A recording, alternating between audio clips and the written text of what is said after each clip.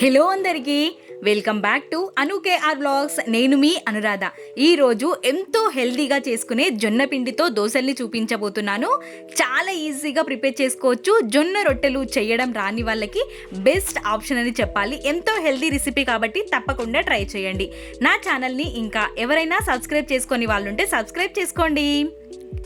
ముందుగా ఒక గిన్నెని పెట్టేసుకొని అందులోకి 1.5 కప్పు వరకు జొన్న పిండిని తీసుకుంటున్నాను. ఈ జొన్న పిండి మిల్లులో పట్టించిన పిండియే, మీరు ప్యాకెట్ పిండిని కూడా తీసుకోవచ్చు.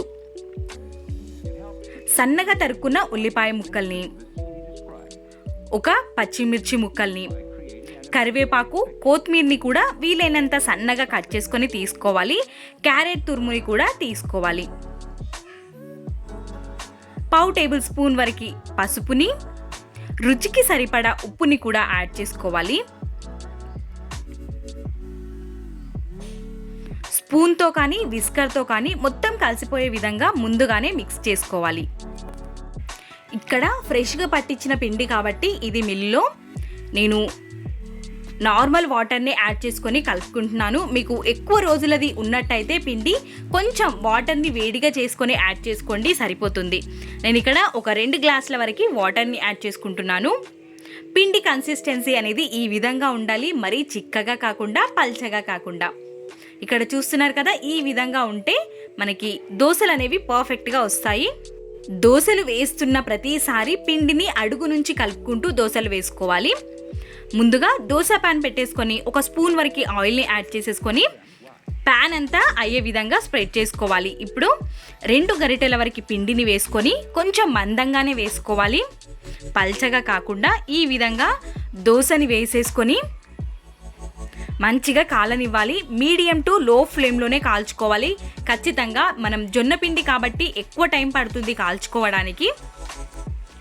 హై ఫ్లేమ్లో పెడితే పైన వేగుతుంది కానీ లోపల వేగదు కాబట్టి మీడియం టు లో ఫ్లేమ్ పైన పెట్టుకొని కాల్చుకోవాలి. మధ్యలో మనం ఒక స్పూన్ వరకు ఆయిల్ని వేస్తూ అటు ఇటు టర్న్ చేస్తూ మంచిగా కాల్చుకొని తీసుకుంటే సరిపోతుంది. జొన్న రొట్టెలు చేయడం రాని వాళ్ళు ఈ విధంగా దోశల్ని చేసుకుంటే 5 to 10 మినిట్స్లో దోశలు అనేవి కంప్లీట్గా అయిపోతాయి.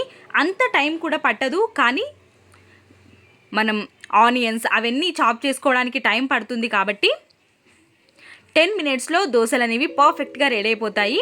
ఇంకో దోశని కూడా ఏ విధంగా వేయాలో చూసేద్దాం. ప్యాన్ పైకి ఒక స్పూన్ వరకు ఆయిల్ని యాడ్ చేసుకొని వేస్తున్న ప్రతిసారి ఖచ్చితంగా అడుగు నుంచి కలుపుకుంటూ దోశల్ని వేసేసుకోవాలి.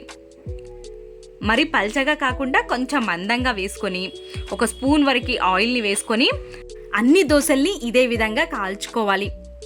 చూసుకుంటూ దోశల్ని వేయించుకోవాలి. లేదంటే మనం పచ్చిగా ఉన్నప్పుడే టర్న్ చేయాలి అనుకుంటే విరిగిపోతుంది కాబట్టి చూసుకుంటూ, మనకి జొన్న పిండిలో జిగురుదనం అనేది ఎక్కువగా ఉండదు కాబట్టి చూసుకుంటూ దోశల్ని పర్ఫెక్ట్గా చేసుకోవచ్చు. చూసారా ఎంత పర్ఫెక్ట్గా వచ్చాయో దోశలు అనేవి.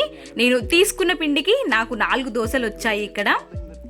ఈ దోశల్ని మనం ఏదైనా కర్రీతో కానీ పల్లీ చట్నీతో కానీ సర్వ్ చేసుకుంటే చాలా రుచిగా ఉంటుంది.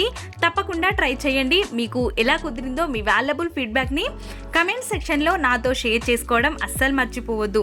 ఇలాంటి మరెన్నో రెసిపీస్ మన ఛానల్లో ఉన్నాయి కాబట్టి ఒక్కసారి అను కేఆర్ వ్లాగ్స్ ఛానల్ని విజిట్ చేయండి. మీకు కూడా తప్పకుండా నచ్చుతాయి. Thanks for watching.